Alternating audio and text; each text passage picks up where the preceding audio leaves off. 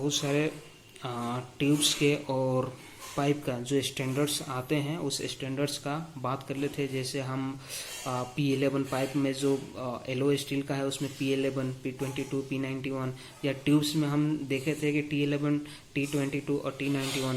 तो इस तरह का, जैसे CS में भी हम देखे थे 106 का जो कोडिंग था उसमें, और ट्यूब्स में भी हमने देखा था। तो ये जितने भी पाइप और ट्यूब्स अलग अलग कोड का, अलग अलग जो मटेरियल्स होते हैं, उसमें हम जो जब लाइन जो पाइप का हम काम करते हैं तो उसमें बहुत सारे बल्ब्स लगाते हैं, जैसे गेट बल्ब, ग्लोब बल्ब, जो भी बल्ब्स होते हैं। तो आखिर जब हम एलो स्टील का हम P11 का पाइप लगा रहे हैं, उसमें हमें बल्ब लगाना है, तो वो जो बल्ब लगेगा उस बल्ब्स का मटेरियल कौन सा होगा? या मानते हैं कि हम C106 ग्रेड A का या ग्रेड B का हम पाइप लगा रहे हैं, उसमें अगर हमें बल्ब्स लगानी है तो वो बल्ब्स जो है वो किस ग्रेड का बल्ब्स होगा? तो चूंकि जब हम ये काम करते हैं तो वहाँ देखते हैं कि जितने बल्ब्स होते हैं, बल्ब्स पे भी सारे ग्रेड लिखे रहते हैं, उसका भी, बल्ब्स का भी एक स्टैंडर्ड होता है।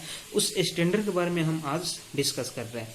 जैसे जो स्टैंडर्ड होता है बल्ब्स का, वो ASME B106.34 स्टैंडर्ड का बल्ब्स होते हैं, जिसका एक मैंने यहाँ पे चार्ट बनाया है। जैसे मटेरियल कार्बन स्टील जैसे 106 में grade 1, grade B, grade C, 3 तरह के पाइप थे।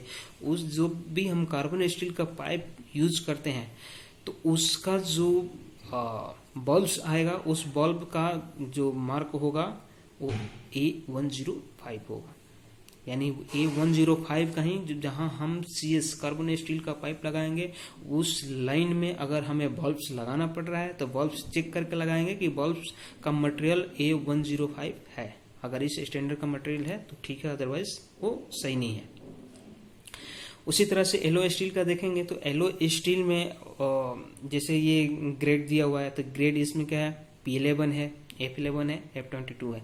तो जैसे हमने एलो स्टील 335 जो था उसमें बताया था ग्रेड P11, P22 और P91। उसी तरह से F1 है, F11, F22। यानी कि जहाँ P11 का पाइप है उसमें अगर हमें बल्ब्स लगानी है, जो भी बल्ब लगे, गेट ग्लोब जो भी लगे, तो उस बल्ब का मटेरियल F11 होगा P11 में।